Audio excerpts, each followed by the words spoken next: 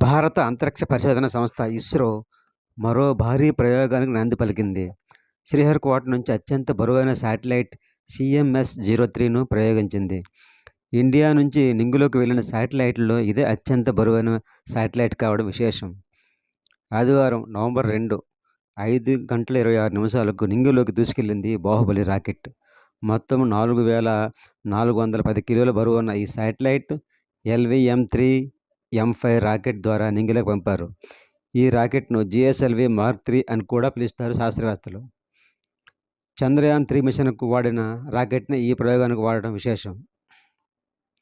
ఈ ప్రయోగం ద్వారా అంతరిక్షంలోకి పంపుతున్న CMS-03 కమ్యూనికేషన్ శాటిలైట్ 10 ఏళ్ల పాటు కక్షలో పరిభ్రమిస్తూ సేవలు అందించనుంది.